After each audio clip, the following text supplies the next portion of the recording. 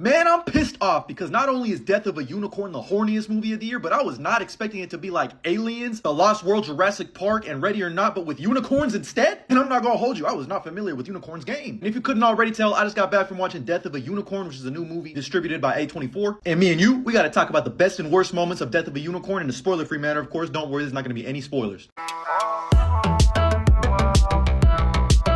But to give you a little brief synopsis on what the movie's about, it follows a single father played by Paul Rudd and his daughter played by Jenna Ortega, where they go on a trip where Paul Rudd's character tries to secure their financial future by meeting with a rich family called the Leopards. But along the way, they accidentally turn My Little Pony into Roadkill, where you guessed it, a death of a unicorn. And when they take the unicorn's dead body along with them, that's where shit gets crazy. And I won't say any more because you really just gotta watch it to believe what happens. But thinking about some of the positives of this movie, I was really trying to think of like, what kind of communal experience Jenna Ortega and thematic lessons was this movie trying to teach us, and like what can we grasp and take home with them? Jenna Ortega, outside of the fun, gory kills with unicorns. Jenna Ortega.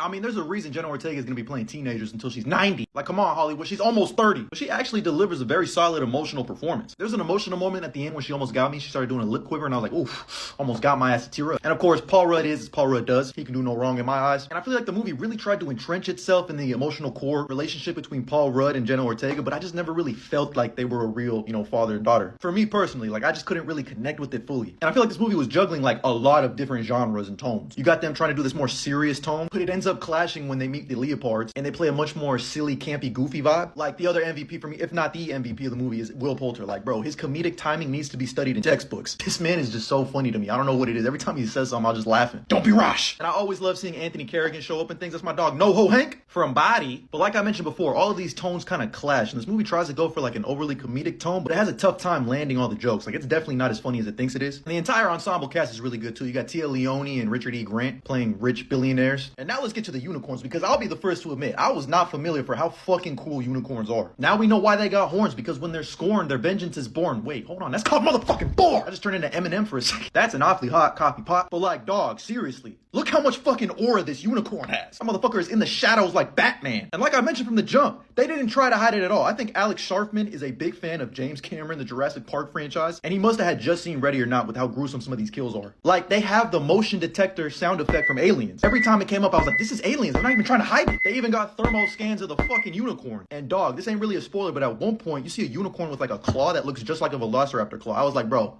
you ain't slick. And like, I did not know how vicious fucking unicorns could be. And without going into spoilers, there's like a key plot point that reminded me of The Lost World, Jurassic Park with the two T-Rex scene. You'll know it exactly when you see it. I sat back in my chair perplexed. I was like, God!